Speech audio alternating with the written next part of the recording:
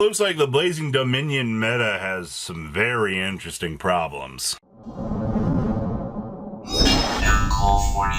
Now make sure you guys smash the crap out of that subscribe button so you guys don't miss out more on content. Now we're very, very early into the new segment of this meta developing, which means a lot of players are going to be trying to cook up whatever opinions they're going to have based on early results.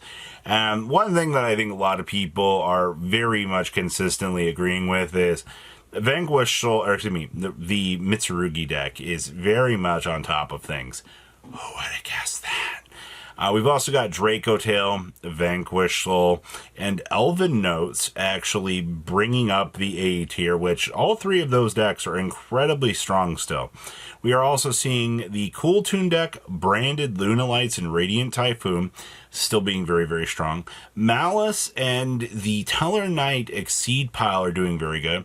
Sky Striker, Clown Crew, and Yummy are all down in D tier, which is interesting.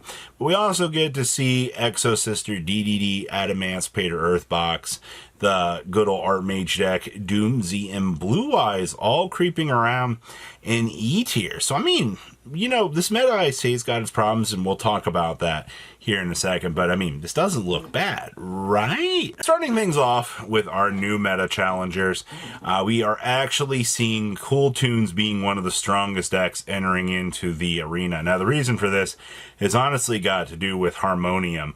Harmonium has given this deck some massive life in the form of the extra deck, that it's able just to start revealing synchro monsters to be able to get destruction effects and all sorts of things. Now, this early list does not play 3 Harmonium. I've seen a lot of lists that have been bouncing back and forth on 1 versus 3, but it's going to depend on the other amount of hand traps that you're going to be choosing to explore in a list like this, right? Because you do have to factor in for other usage. And I mean, I do see that this list is choosing to play Veilers, which if you're exchanging Harmoniums for Veilers, I don't necessarily think that's too terrible of an option. It's just kind of going to come down to, you know, does this work out better in this scenario, or would I rather have more Harmoniums? And I think that's okay.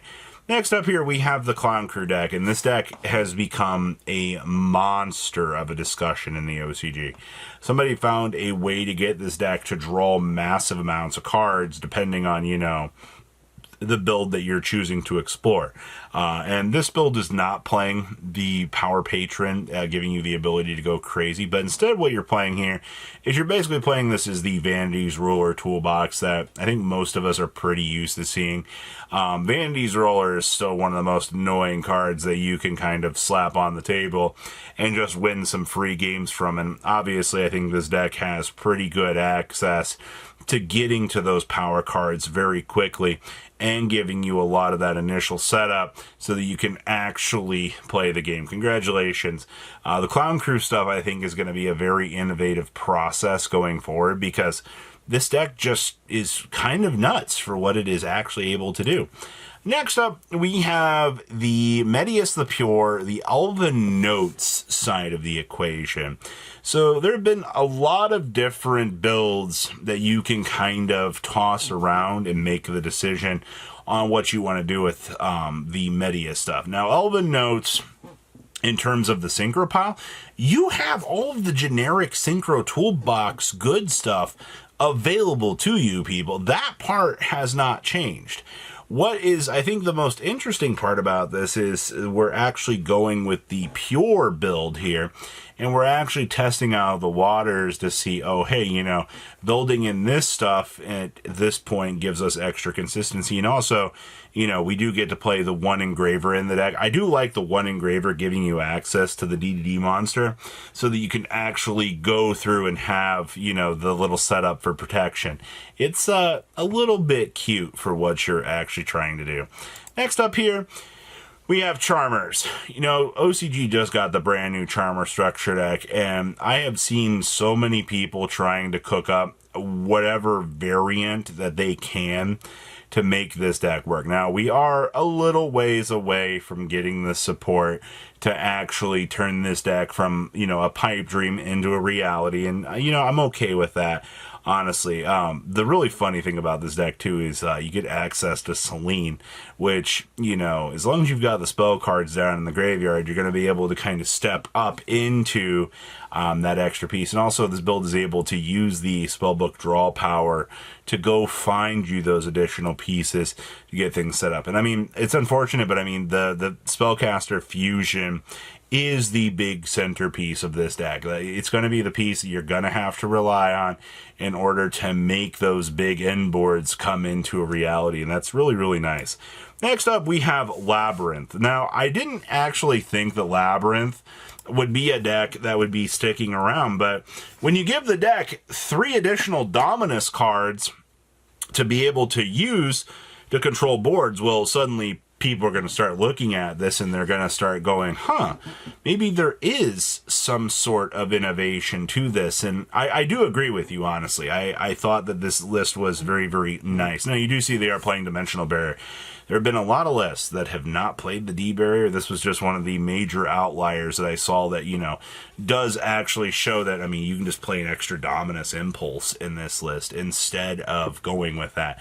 So you do have innovation in the deck building department for Labyrinth right now that you can actually play around with. And I'm happy to see that players are actually trying out Labyrinth with the new stuff, because truthfully, I think most people were kind of starting to think that this was a dead deck at this point. Next up, we have the Jack Atlas Synchro Turbo Good Stuff. Now, one of the cool things I do see about this list is we are playing the Red Eyes Full Metal Dragon in here as an actual little end board piece to be able to put up. And that's actually kind of interesting. I hadn't thought about that. But, you're basically going to be trading in one of your Red Dragon end board pieces to be able to make that Red Eyes Full Metal Dragon. That's fine, right? Or maybe you put the Red Dragon up on the field and you're like, okay, cool, now we can kind of innovate and, go down the other way. But either way, I think that's fine. Having access to that, and also you've got Triple Harmonium you're playing in the deck now, too. Having access to Harmonium is just going to make your Synchro board even better. And you've got plenty of extra pieces that you can reveal from the extra deck that aren't going to necessarily do anything for you depending on the matchup. So that's actually not terrible. Next up, we have some Doomsday. And yes, I do see we have some of the Golden Bamboo Sword package in this list. I think that was one of the things I initially wanted to see, was this deck still using the Golden Bamboo Sword package to be able to do some extra little forms of innovation with this deck. And honestly, I do see we are playing some little Noble Knight extenders in the deck, which is actually not too terrible. I also see that we are playing Kaijus in the main deck. I think that's fine. You got to kind of remember when you're looking at this deck that you might actually need the Kaijus to be able to push through any of those boards that your opponent's going to be having. And quite honestly, that might make it or break it, depending on the situation you find yourself in.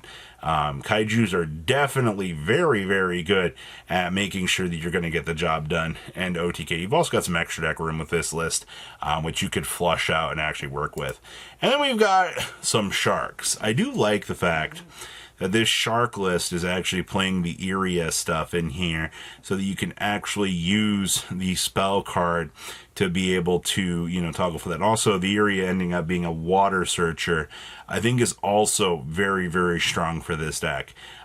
Your whole goal with this is just to make Totally Awesome into Bahamut Shark, Bahamut Shark into Totally Awesome, and then just use the rest of the water support that you've got to basically put up a board that the opponent's not going to be able to mess around with. And that's the way that Sharks have always played in the OCG at this point. They had to bring back Bahamut Shark and Totally Awesome together to get players to look at this deck and go, oh, hey, you guys want to play some water? Well, actually do so. It's also interesting. We are going with the Triple Ice Barrier in here, which I think is fine.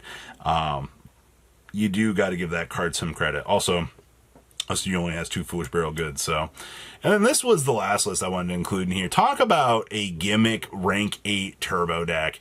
We've always got a chuckle out of playing these, super funny OTK decks whose job is just to come out of nowhere and be able to win games. And I don't know, I thought that this was really, really funny, honestly. Being able to assemble, you know, literally all of the level 8s together to be able to set up this import piece, and also the Dragoon being makeable off of the Imseti is hilarious. So what do you guys think about these interesting decks? Please leave a comment down below. Tell me what you guys think, and I will see your beautiful faces back here in the day, guys. You guys stay safe out there. Patrons, thank you.